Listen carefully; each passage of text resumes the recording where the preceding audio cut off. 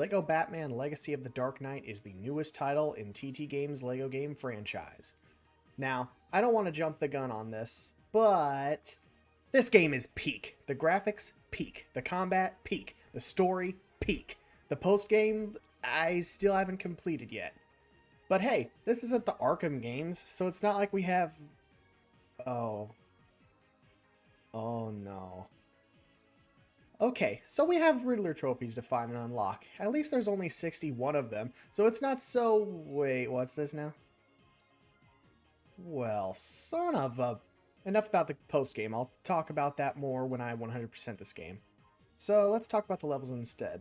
I'm not going to go into too much detail about them, because again, I'll talk about them in more detail in a later video.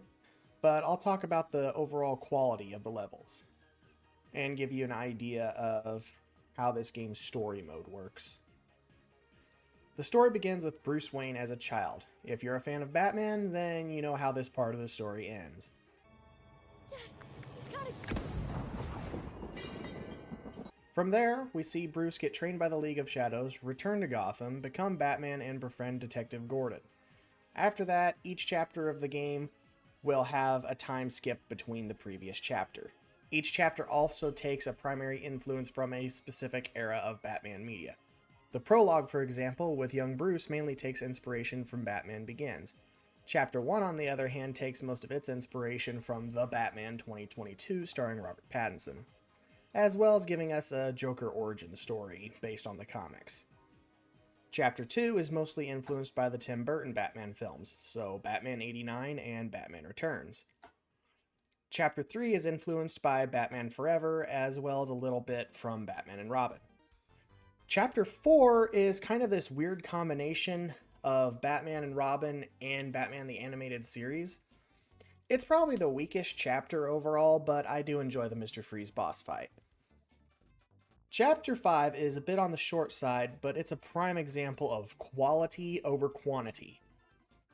It starts with a chase level based on the Dark Knight, and then you get to go to Arkham Asylum, where they recreated the opening from the Arkham Asylum video game. If you didn't know, the Arkham games are one of my favorite video game franchises of all time. So this was an absolute treat for me. Chapter 6, the final chapter, primarily takes inspiration from The Dark Knight Rises, with Gotham in a complete state of pure chaos and panic. Out of the game's 6 chapters, there really isn't a single bad level in my opinion. Maybe that opinion will change upon replays, but as of right now, every level is easily an 8 out of 10 or better. The open world is another aspect that they absolutely knocked out of the park with this game. Despite the fact that there have been 5 LEGO DC games, this is only the second time we've had a full-sized Gotham, since it was made much smaller in DC Supervillains. They did this, of course, to accommodate for Metropolis, Smallville, Arkham, and the Swamp.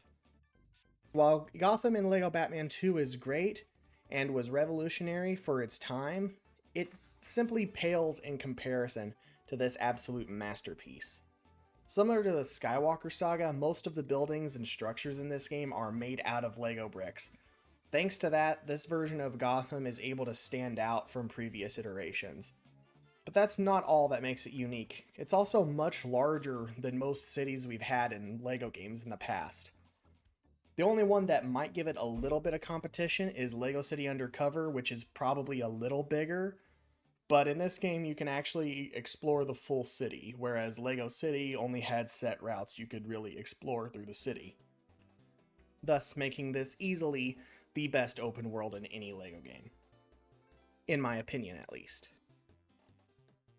I know I've been absolutely glazing this game all video, but that's because it's so good, and the Batcave is another thing that is absolutely great with this game.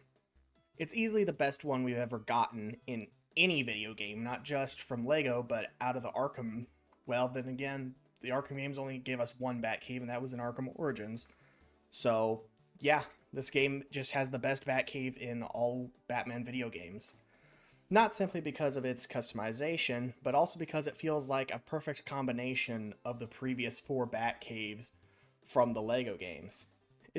Plus, on top of that, you have a full area dedicated to the different suits for all the different characters, which just makes this Batcave feel so much more epic and complete. That being said, I do wish you could explore Wayne Manor. Not a big deal though. Is your refrigerator running? I bet it is. It probably has one of those fancy built-in ice machines too, am I right? Batman? More like Bougie Man! Unfortunately, as good as this game is, it isn't quite perfect. It came close though. Very, very close. Most of its issues come down to nitpicks, except for one little thing. If you go more than a few seconds without moving your camera, it just pans down for seemingly no reason. I'm guessing this is some kind of bug, so hopefully it gets fixed in a future update.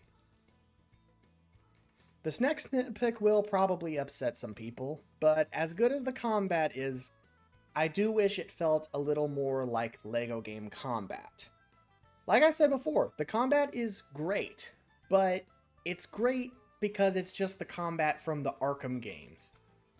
Again, this is just a nitpick, the game doesn't have any less value for it, and I still absolutely love the combat. Now for something less controversial. I think we can all agree that Mr. Freeze deserved better in this game. While I do enjoy his boss fight, I wish he had gotten a full-fledged level like Poison Ivy got.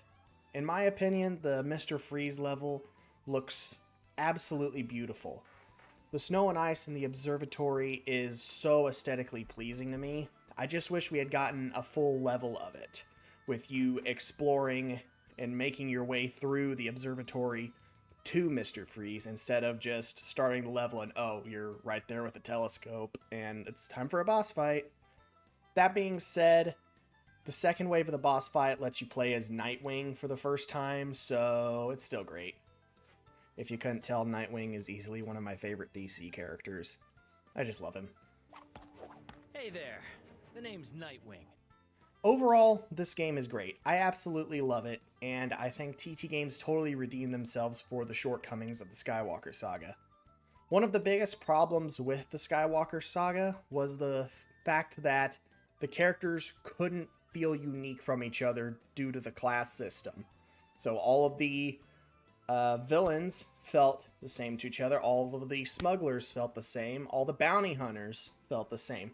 Like, why does Jango Fett shoot as fast as he does? This makes no sense.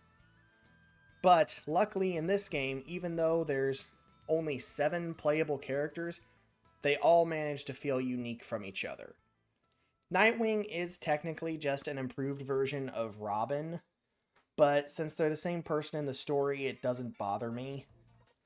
If I were going to change anything about them, I would have Robin wield a bow staff instead of the Eskrima sticks like Nightwing wields, but again, they're both Dick Grayson, so it's just a nitpick. In conclusion, this is easily one of the best LEGO games of all time to me. Whether you're a longtime fan of the series or you've never even played a LEGO game, I definitely would recommend picking up a copy. You'll have a blast. Thank you all so much for watching, and I'll see you all next time. Is that Todd from the Smoothie Shack? Listen, you juice artist. If you misspell my name as Bang one more time, it shall be you and your shack that is going bang. Understood?